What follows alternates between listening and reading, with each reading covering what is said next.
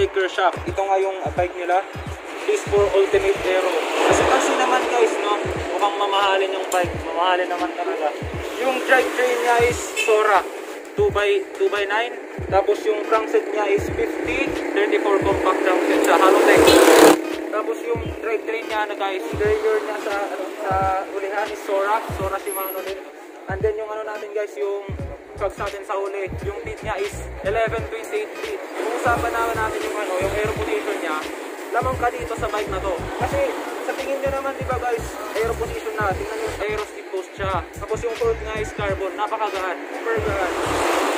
I can only lift it with my 2 fingers only guys. Napakagaan guys. Tatanungin nyo ako, mas prefer kong bilhin yung ganitong klaseng bike. Budget na siya sa halagang 34,000. May group set ka na ng Sora, front derailleur Sora, rear derailleur Sora, tapos naka-Halotech na guys. 50-34 compact Halotech siya guys. So, pag-usapan naman natin ngayon yung wheelset niya. Yung wheelset niya is 700 by 25 cc. Tapos naka-caliper brake siya guys. Z-Star yung brand. Pakita mo sa kanila. Z-Star yung caliper brakes natin guys. Sora tayo, 2x9. Ayan, internal cabling tayo guys. Naka-internal cabling tayo. Ipakita mo sa kanila yung ano natin, yung seat post natin. Yan, aero siya guys, aero. Ipakita mo yung crankset. Halotech siya guys. Pro wheel ounce. Yan. Check naman natin yung hash niya guys. Yan.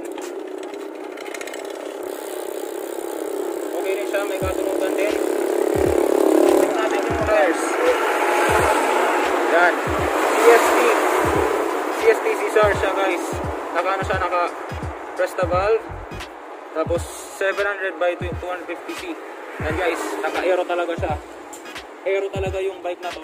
So kung gagamitin mo to pang long ride, ay recommendable guys. Guys, ito nga, tinetest drive natin yung Peace for Ultimate Aero nila guys ng Buronggan Biker Shop. Grabe guys, napakagaan.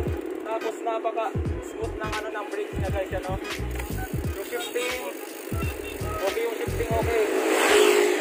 Tapos, ano guys, nakalimutan ko sabihin sa inyo, yung ano nito pala, yung fork nito is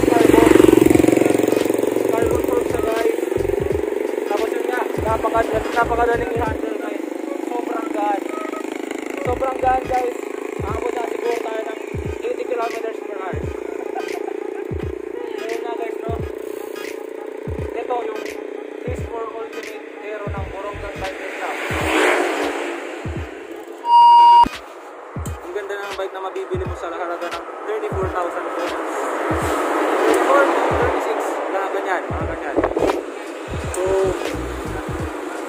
nandito kami ngayon. Pag-visit na lang yung Buronggan Biker Shop. At i-visit na lang yung page nila sa Facebook guys, Buronggan Biker Shop. Tapos, huwag niyong kalimutan mag-subscribe sa YouTube channel ko. It's me, Kuya JD. Nag-review tayo ng bike ngayon. Pang dagdag ng content. Maraming salamat sa panonood nyo guys. Bye! Shoutout naman sa mga kasama ko.